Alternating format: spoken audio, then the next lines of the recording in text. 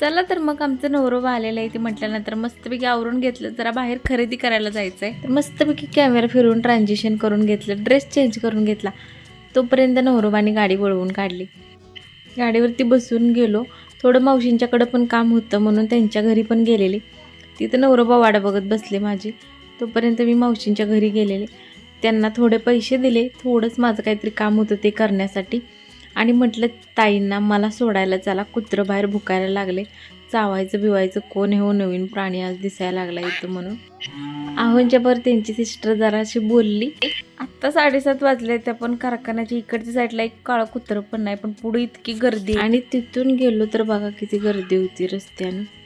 गेलो जिथं पोहोचायचं होतं त्या ठिकाणी गेलेलो आहे. म्हटलं शॉप उघडाय का नाही कोणास ठाऊक, तर उघडं होतं. गेले आतमध्ये. मला जी गोष्ट खरेदी करायची होती ती तिथं नव्हती. त्या बोलल्या वरच्या साईडला पण एक दुकान आहे तिथं जाऊया. जातोय तोपर्यंत त्यांना आला कस्टमर एक. ते बोलले थांबा 5 मिनिटं. त्या ताई बोलल्या कस्टमरला काय पाहिजे ते बघते आणि नंतर आपण वरच्या साईडला जाऊया.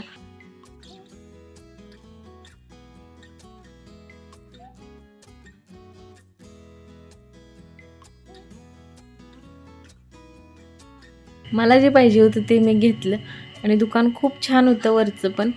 नंतर आलो खाली, असं वाटायला लागलेलं पडते का काय, तरी पण आले दपकत. तिथून आल्यानंतर कंड बघितलं हातामधलं घ्यायला. त्या बोलल्या की हे व्हिडिओ कशाचं बनवताय तुम्ही.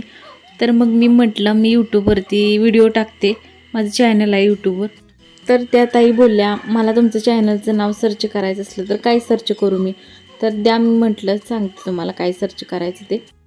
त्यांना जरा सांगितलं माझ्या चॅनलविषयी आणि त्यांनी माझ्या चॅनलला सबस्क्राईब पण केलं. दुसऱ्या व्लॉगिंगच्या चॅनलला पण सबस्क्राईब करून घेतलं लागलीच त्यांनी.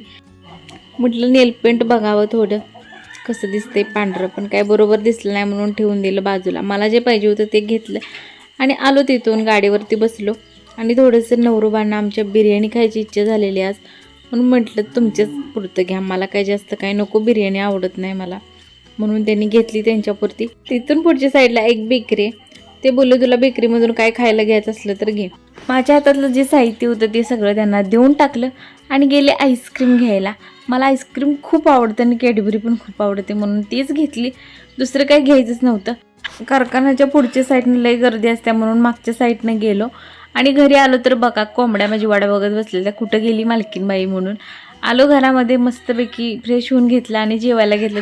चला तर मग हा व्लॉग इथंच एंड करते. भेटू पुढच्या व्लॉगमध्ये. तोपर्यंत चॅनलला सबस्क्राईब